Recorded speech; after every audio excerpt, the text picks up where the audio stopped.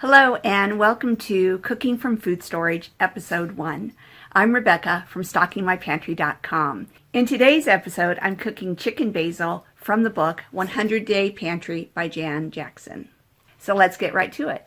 First, let's go over the list of ingredients. It calls for 6 ounces of pasta, and I'm using egg noodles. And I didn't have a 6-ounce package of noodles, so I researched it, and it looks like 6 ounces of egg noodles is about 1.5 cups, so that's what I have here. A 14-ounce can of chicken broth. It calls for a 10 to 15-ounce can of chicken. This is 12.5 ounces. A 15-ounce can of carrots drained, and I'm using a pint of my home canned carrots, but you can use carrots from the grocery store. It says to drain them, but I'm not going to, and I'll explain that in just a moment.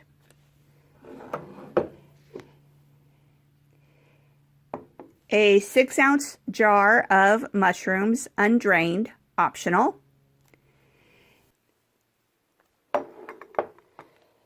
A 15 to 20 ounce jar of Alfredo sauce. This is 16 ounces. A 1/2 cup of dried broccoli. A tablespoon of basil, and salt and pepper to taste. Okay, so let's go over the directions and talk about a couple of tweaks that I'm going to make.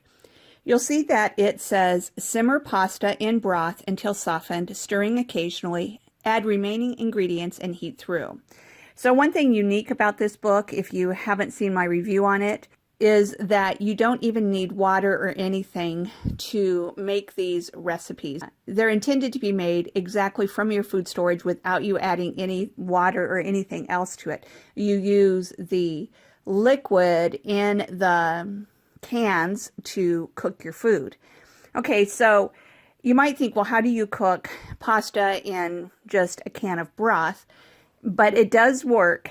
But what I'm concerned about is that this recipe also calls for this 1/2 cup of dried broccoli, and there's no instructions on rehydrating it first. And I'm afraid that if I just add it in with the other things and heat through, that it won't be rehydrated properly. So what I'm going to do is I'm going to pour the chicken broth and the noodles into a pot. And it says to drain the carrots. Well, I'm going to actually put the juice from the carrots, the liquid from the carrots, into the pot and add the broccoli in with the noodles. So that while I'm simmering the noodles, I'm also rehydrating the broccoli. Okay, so that's really the only change that I'm going to make to this recipe. Now, it's possible that it'll turn out too soupy, too watery, but I'd rather have that than it being too dry and the broccoli not being hydrated properly. Okay, let's get to cooking. Okay, we're going to start off by putting the broth into the pan and the noodles. And again, according to the recipe, this is all that I would do at this point. And it doesn't look like there's a whole lot to cook the noodles in. We're used to just, obviously having a pot full of boiling water, but this is enough broth to cook those noodles. Now, as I said, the change that I'm going to make is I'm going to add the juice from the carrots. And I'm going to put the carrots aside for now. And I'm going to add the broccoli. And I'm going to simmer it until the noodles are done and the broccoli is hydrated. Now you can see that I did crush up some of the broccoli because I was thinking about first just making it according to the instructions without hydrating the broccoli first, but I decided that I wanted some actual pieces of broccoli. But the broccoli, when it's dry, you can just crumble it up with your hands if you didn't want to add in more juice or anything like that. So I'm going to go ahead and bring this up to a boil, and then I'll turn the heat down and simmer it until the pasta is done and the broccoli is rehydrated. Okay, you can see that the pasta is boiling, the water is boiling, and the pasta is simmering. The package on the egg noodles say that they take about 7 minutes to cook, so I'm just going to kind of play it by ear and simmer it until the pasta is done. And considering that I wasn't even supposed to rehydrate the broccoli according to the recipe, I'm sure that the broccoli will be adequately rehydrated. Hopefully not mushy. That's the only thing that I'm a little concerned about. So I may adapt that over time and not simmer it the entire time in the broth the next time I do this. But I'll let you know what I think when I get to that point. So I'll bring you back when the pasta is done and we will continue from there. Okay, so the pasta has cooked through and the broccoli is rehydrated. So now I'm going to add the additional ingredients. We'll start off by adding in the chicken. And that calls for it to be undrained. And again, I may end up with more juice than I want, but I'd rather have that and have everything hydrated properly. You can always cook down the juice a little bit if you want. Okay. Okay, I'm going to add in my carrots, the mushrooms, and that is optional. So if you don't like mushrooms, you can leave them out. The Alfredo sauce, and I'm hoping I have a big enough pot, but I think I do.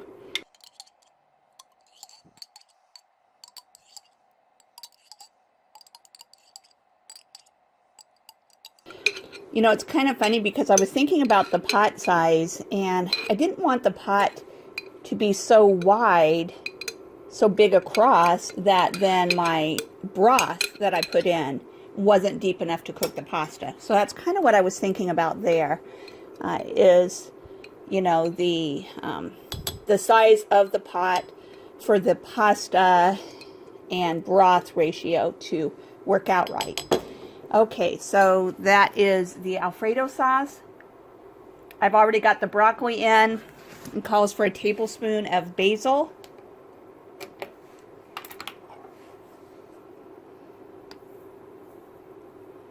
Because after all, it would not be basil chicken without the basil.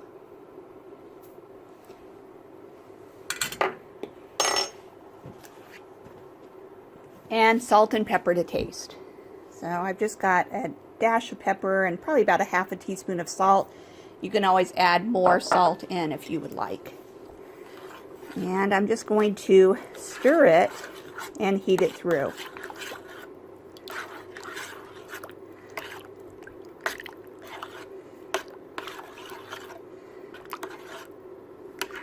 Okay, now this is coming out more like a soup than a casserole, and I suspect that part of that is because I put the juice in from the carrots. I didn't drain the carrots, and I had a fair amount of juice in there. But again, that's just sort of a matter of preference. I could have put the liquid in from the carrots and drained the mushrooms and so on. But I'm going to go ahead and heat this through, and then I'll give a taste test and let you know what I think. Okay, you can see it's now bubbling nicely. I took a bite of one of the big chunks of carrots. It was heated all the way through. So I'm going to consider this heated all the way through, as it said. And you can see that it is more like a soup. It's possible this should have been more like a casserole. So I'm going to talk about a couple of variations. One, I could have drained the carrots like they said. I could have also drained the other things, the chicken, the mushrooms, things like that, and added in a little bit of liquid and stirred it until it was the right consistency that I wanted. Also, I want to talk about the vegetables in it. It calls for canned carrots, but let's say you don't like carrots, but you like peas or you like green beans, or that's what you have on hand. I would definitely say that that is a variation that you could make. You could swap out one vegetable for another. One other thing that I want to mention before I give it the taste test is that, especially since it does have this much liquid, I think that you could add in more pasta and have it stretch a little bit further, feed more people, and also just have it be more filling. Okay, now let's do the taste test. Okay, I have a bowl of it here, and I'll probably take a couple of bites so that I can taste multiple flavors.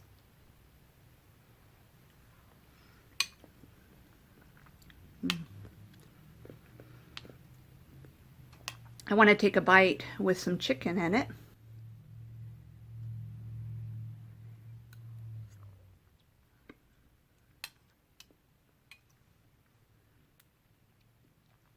Okay, this is actually very good in my opinion. It does have a strong basil taste. No surprise considering it has a tablespoon of dried basil in it. But I like basil. If you don't like basil, you might want to try something else, a different herb, or cut back on it. Maybe use a teaspoon instead of a tablespoon of basil. But I am definitely going to be making this again.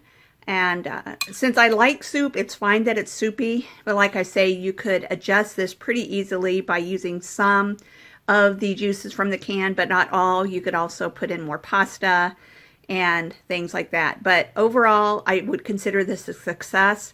I'll be adding this as to my list of pantry meals and make sure that I always have the ingredients on hand to make it at least 2 or 3 times. Okay, so now I'm going to finish eating this, but then I'm going to come back and I will show you the prices for things and give you the cost per serving. All right, so stay tuned. I'll be back in just a minute.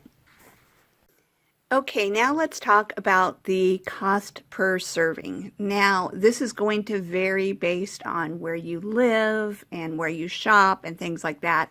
I am pulling information from the Walmart site, and I'm going to tell you when I make little tweaks to it so that you'll understand what I'm doing. And then I'll give you the cost per serving, okay? So first of all, I used egg noodles, and the cost of egg noodles was 8.9 cents per ounce. I used about 6 ounces.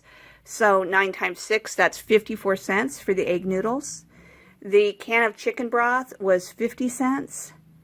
The chicken was $2.08. The carrots, I used home canned carrots, so it's harder to say the cost. So I'm going to put up the cost of canned carrots from Walmart. And the Great Value brand is 50 cents. Mushrooms, now I ended up using the Green Giant mushrooms because when I went to the store, we're still struggling some with food shortages, and they did not have the Great Value. Interestingly enough, right now when I went to pull the price off the website, the Green Value mushrooms were out. So I'm just going to put up the price of the Great Value mushrooms, which was 88 cents. The Alfredo sauce was $1.50. The broccoli was a little bit hard to figure out, but I came up with it being around 60 cents for a cup of broccoli. I figure I used about 1/2 of a crown of broccoli. Now again, I was using dehydrated broccoli that I had dehydrated myself, and so this isn't exact, but it was approximately 60 cents for the broccoli. The basil cost me 98 cents for just shy of an ounce, and so I'm just going to say that it cost me about 10 cents for the basil, maybe a little less. So again, this is just a ballpark figure, but I'm figuring that the entire thing cost around $6.70. And according to the book, it gives 6 servings. Now, I think that's going to depend a lot on your family. If you have teenagers, especially boys, this probably would not feed 6 people. If you have young children, I think it would easily feed 6 people. All right. So I'm going to give you the cost per serving for 6 and then also the cost per serving for 4. The cost per serving for 6 people is $1.12. And the cost per serving for 4 people is $1.67. So it is, I would say, very economical. These are things that you could have in your pantry. Every single bit of it could be in your pantry. And again, this is just a rough estimate. I think it tastes good. I would maybe, if I wanted it to not be soupy, I would probably put in double the amount of pasta, and then that would also help stretch it if you do have family members with bigger appetites. So I hope that you found this helpful. If you did, I would appreciate it if you would like this video, and of course if you would subscribe to my YouTube channel. Stay tuned for next week's episode. I'm not going to tell you yet what I'm going to be cooking in next week's episode, in part because I'm not 100% sure, and also because I want it to be a surprise. So something you can look forward to. Thank you so much, everyone. Have a great day, Take care, everyone. Bye-bye.